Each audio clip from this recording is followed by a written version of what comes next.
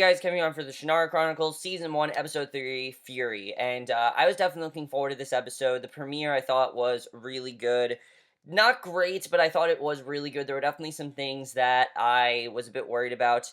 And this episode, I decided to watch it because it's on MTV. You can watch episodes 3 and 4 right now. They're releasing them, and I'm like, you know what? I have a lot of things I'm watching on Tuesday, and I'll just watch it early. Why not? Why not just take advantage of that? So that's what I decided to do. And overall, what did I think of this third episode? I thought it was definitely better than the first two. I definitely will say that. I thought it was definitely better.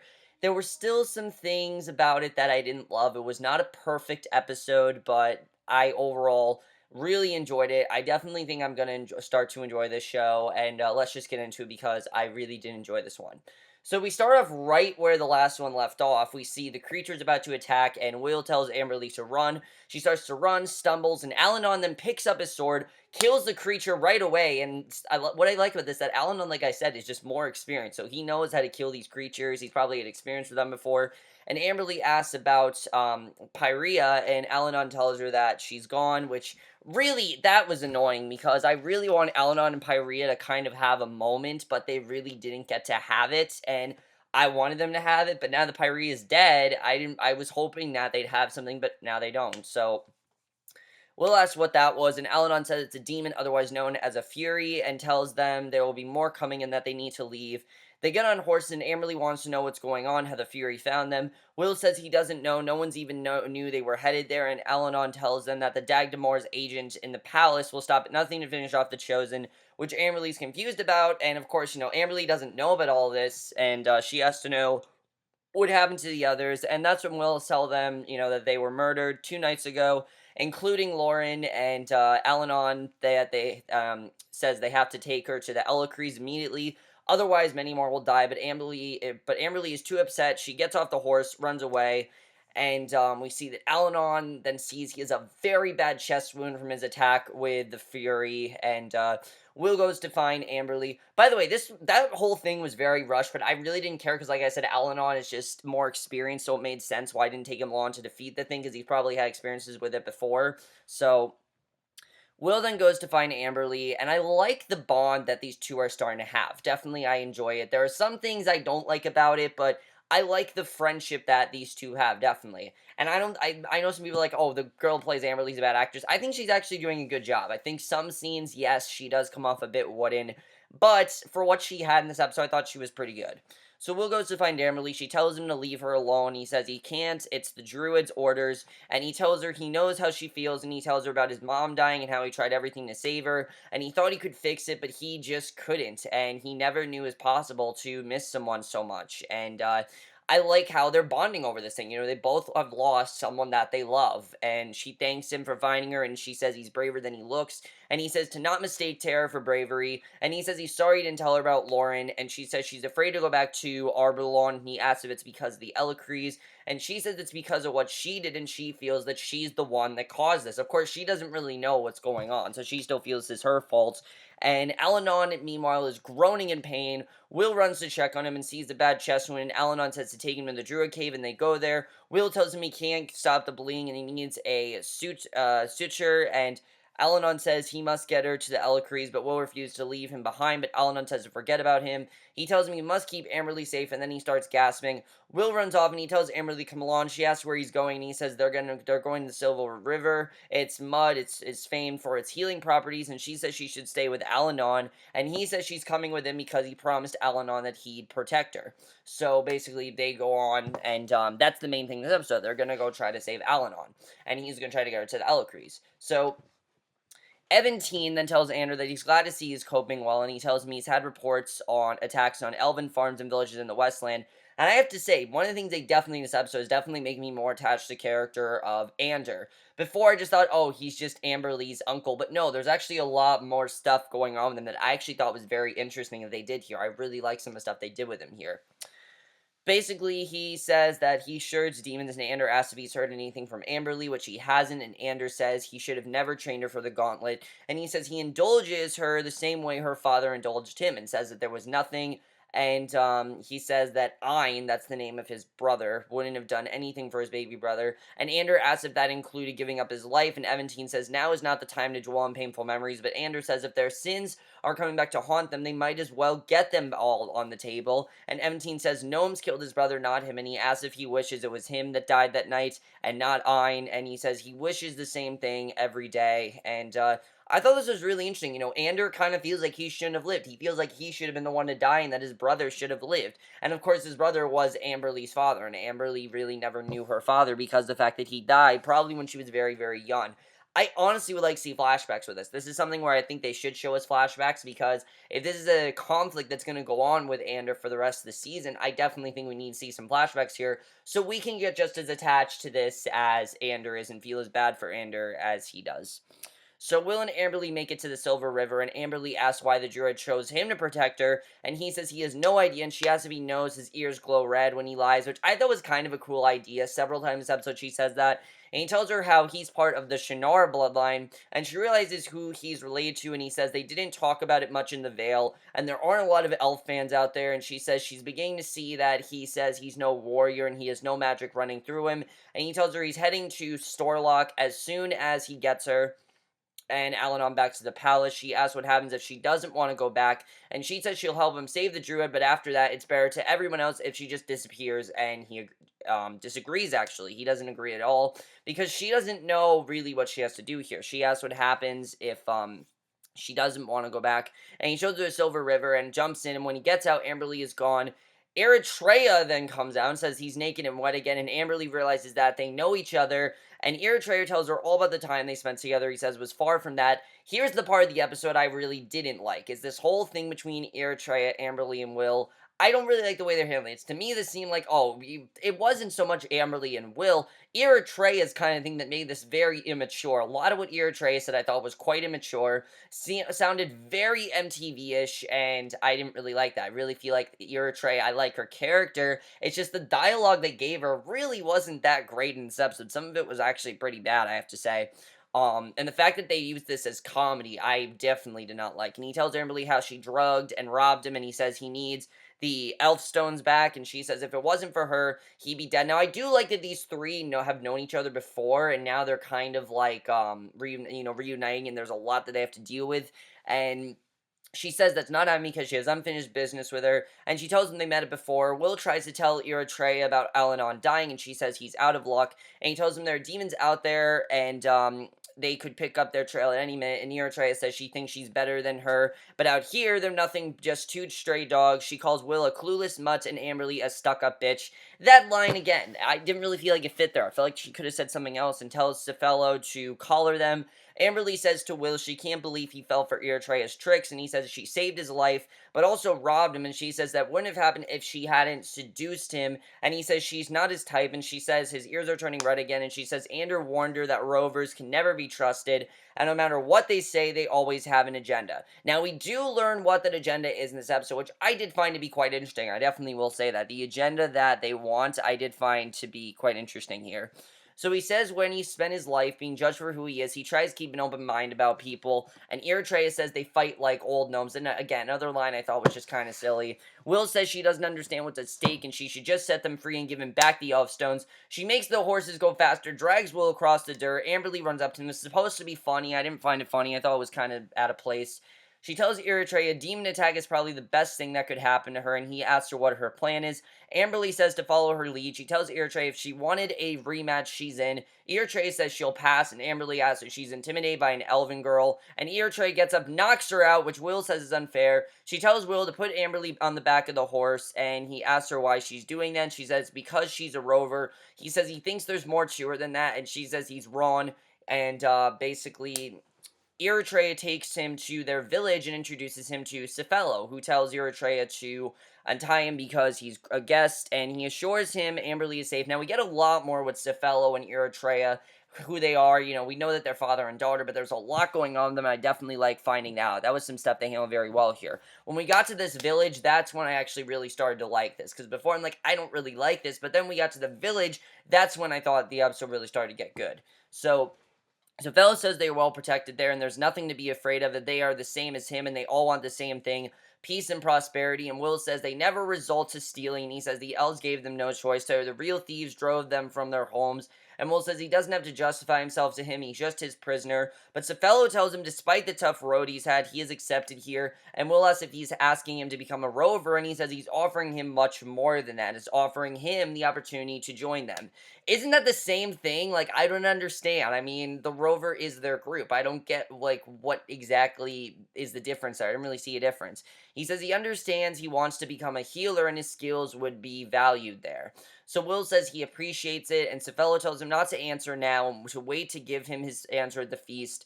And another leaf we see falls off the Elecries, and a new Fury appears, basically ready to attack. And at the feast, Cephelo asks Eretria if Amberle is ready, and she says no, and he asks why, and she says they can sell her and make her a slave, do whatever they want, she doesn't care, but she kills to survive, not for sports. And Cephelo says he's taught her everything he knows, and yet she still comes up stupid every time, and he says he needs her to put on a convincing show. And now we basically know what he wants here. Unless Will thinks she's ready to kill Amberle, he won't tell her, he won't even tell them how to unlock the stones, and he really wants them. So now we know what their mission is, that basically Cephelo wants the elf stones, and that's why she seduced Will. Clearly, he knew that Will had the elf stones, and that's why this all went down. So she asks what will happen when he gets what he wants. He says she will do to Amberle what he will do to her if she continues to disobey him, and at that point he will be killing for survival. So you can definitely tell that Cephelo thinks he's, dominant, he's the dominant one here, but I don't know, Eretria definitely seems very independent in terms of, what she's doing and things like that. So Allanon wakes up to find he is completely healed. I don't know how, I have no idea how they explain that, but I don't really think they did, but he's healed completely, and maybe it's because he's lived for so long and he's immortal that maybe he heals quickly, I'm not really sure. But Eretria asks Amberle how her head is, and she asks why she cares. She asks where Will is, and she says he's safe and tells her she wasn't lying before, she needs to get back, and Eretria says to save it for someone who cares.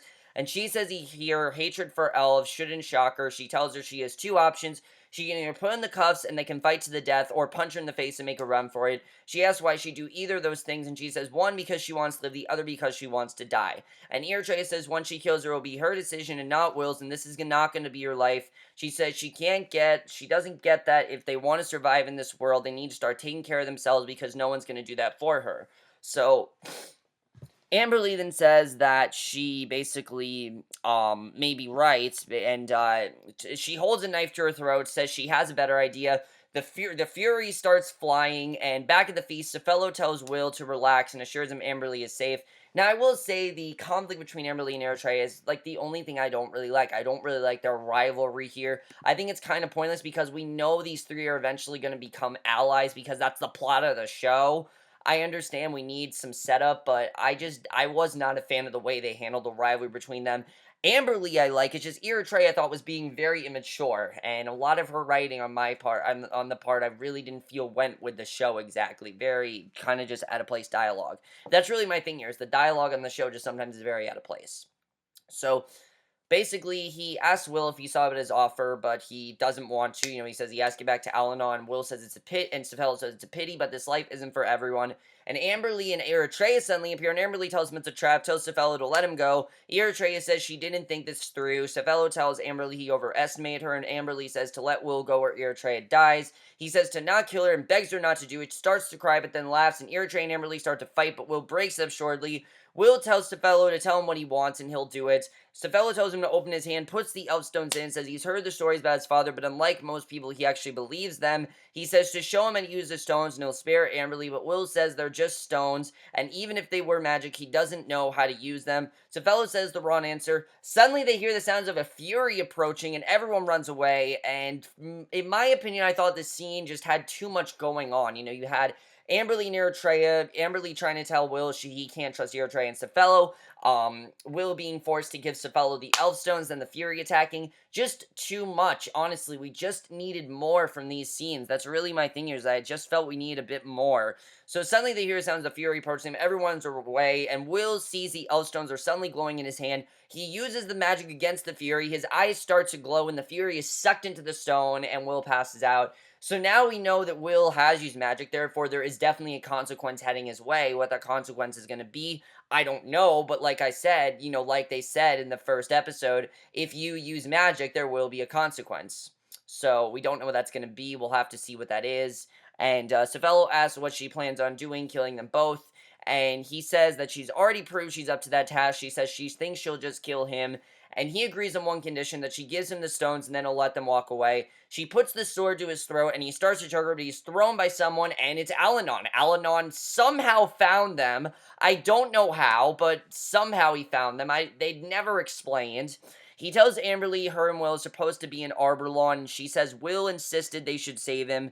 She tells him he used the Elfstones. He brings him to a fire and says a spell to save Wil, and Amberle says he almost died saving her. Allanon says blame herself is worthless. The stones are his burden to bear, and he tells her this is only the beginning. More will come, and she asks what makes him think Wil and her will be able to stop them.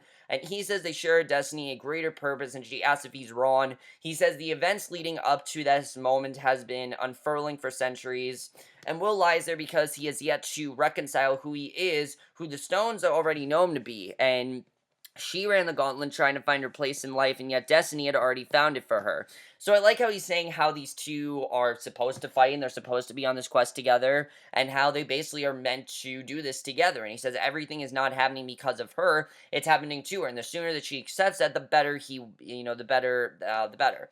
So he blows some smoke on Wil, which wakes him up, and he screams, and Amberle tells him to calm down, and he thinks, the Fury is still there, and Allanon tells him what happened and says his instructions were to take Amberle to Arborlawn, and he says to come along because they've wasted enough time. They see the dead Fury and ride on and make it to Arborlawn, where they see the rest of the Chosen dead, slaughtered, and hanged. They did a good job with this scene, with Amberle asking if demons did this, and no one responding because they're just so affected, and Allanon obviously is not that affected because he's seen this kind of stuff before. But Wil is throwing up from the side of the corpses, and Amberle asks if he's okay. They hear thumping in the barn on the other side of a locked door, and Amberle grabs something to break the lock. Wil asks what she's doing there. Could be a demon in there, and she says there could also be someone that needs their help. She breaks the lock, open the door, and her and Wil see someone chained up and gasping. They unchain the man, get him some food, and Amberle asks for his name. Wil asks who locked him in the cellar. He says his name is Bandon, and I really like this character, honestly. I think his character is definitely very interesting.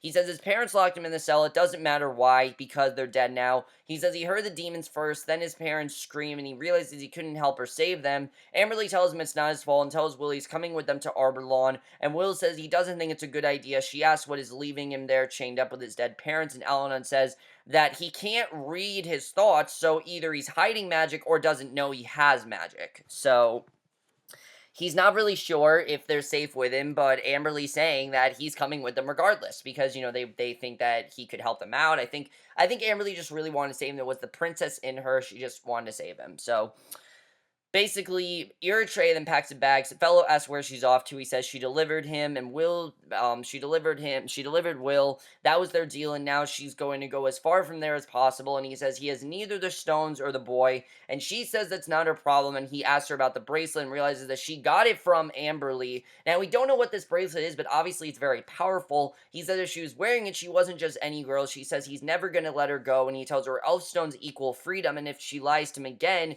he will not hesitate. He will definitely kill her. So, definitely we see that Eretria clearly, I think, has her own idea for what she wants to do, but Cephelo just has this plan, and definitely she's going to get away from him. We know that's going to happen, because we see in the promo for next week, she ends up in Arborlawn, so we'll have to see what happens there.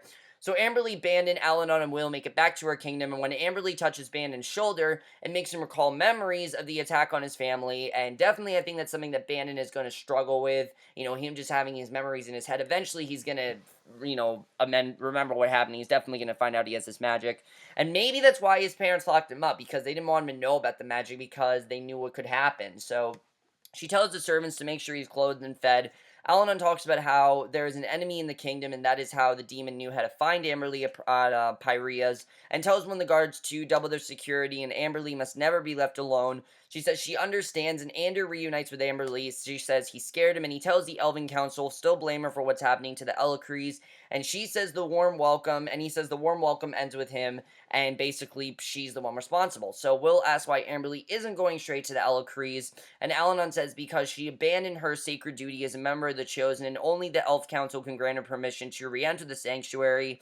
And she says that's why they have to tell them what they saw. And he says he told her he'd get her home safely, but that was it. And she says he kept his promise, and they say goodbye to each other. Wil tells Allanon that he's gonna tell him he's making a terrible mistake, that he's letting down Amberle and abandoning his duty to the Four Lands, and he says that's pretty much covers it. And Wil says he won't. Now that humor is funny. The stuff with Wil and Allanon, I do like the banter between these two. Wil says he won't let the Elfstones turn him into his father, and Allanon says he will hold on to it until their paths cross again. Wil says it's been interesting. He says basically that if he doesn't go with her to Safehold, something terrible will happen, and basically, Bandon doesn't think it's a good idea for him to leave, and he asks how he knows about that, and he says he has to trust him, and definitely, there's something going on with Bandon. He knows about Safehold, he knows about the Elecrees dying, so can they trust Bandon? I'm not really sure. From what he's saying, I think they can, but we don't really know too much about him, and that definitely leaves me very intrigued to learn more about him.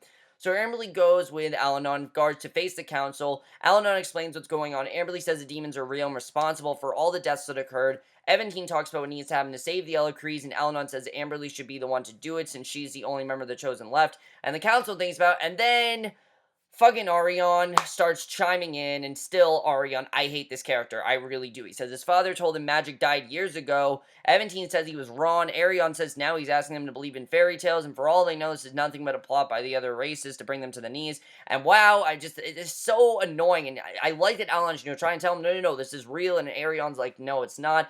He's so oblivious, it's so annoying, and the fact that he doesn't think it's real, I think is ridiculous. Then Wil comes in to save them, says she didn't run away, she instead was trying to protect him, and Arion tells him to escort him out. Allanon says that by elven law they are not to lay a hand upon a member of the royal family. Arion says he's not, and Allanon tells him he's the son of the Shannara, and Eventine says to let him speak. Wil tells them that despite their disbelief, magic and demons are real. He's seen them with his own eyes, and all he wants to do is run away. But then he met Amberle, and while she may have been fighting, she's incredibly brave, and he tells them she didn't have to come back, but she did for all of them, the people she loves, and he says if he had to put his faith in anyone to save the Four Lands, it would be her. So Allanon then gives him back the stones. Eventine asks the council if they will allow Amberle to return to the sanctuary, go on her journey. They all agree.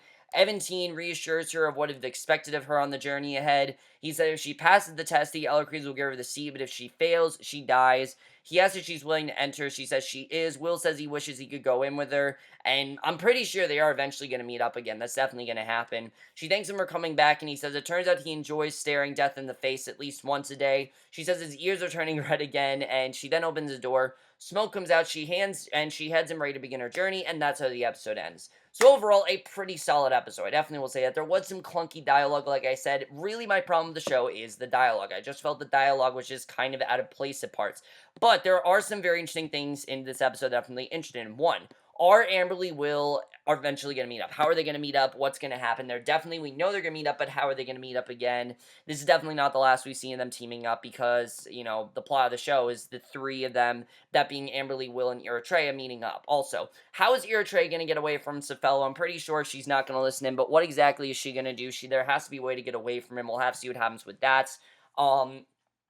I'm very interested in Bandon. I want to find out more about him. Can we trust him? Does he know he has this magic in him? Is he hiding it? Because like Allanon said, he can't read him, so what really is going on with him? We'll have to see what happens there. Is this mission going to work out? I'm pretty sure Amberle's not going to die. They're setting her up pretty much to be the main character of the show. I still can't figure out if Amberle or Wil are supposed to be the main character. I'm pretty sure Amberle, the direction she's had, I feel like she's going to be the main character here. But I think it's interesting what they're doing. It's definitely going to be interesting to see what happens there. Arion, just believe them. Honestly, it's so stupid that Arion is not believing them. I think it's so stupid. I'm annoyed by it, and it's the only thing that's really pissing me off in terms of plot. I really do not like where they're going with Arion. I think it's really stupid. Is Ander going to get over the death of his brother? Because obviously, he feels like he shouldn't be alive. He feels like his brother should be the one alive, and he doesn't want to be alive, so I find that to be very interesting. But overall, guys, I really am enjoying this show, I have to say. I felt this episode was definitely stronger than the first two. Like I said, there were some overloads and things that I'm not a huge fan of. I don't necessarily love the way they're handling the plot between Wil, Amberle, and Eretria. But overall, guys, let me know what you guys think of this show so far. We'll see you guys in my next show, which will be for movie review, and we'll see you guys for that. Okay, bye.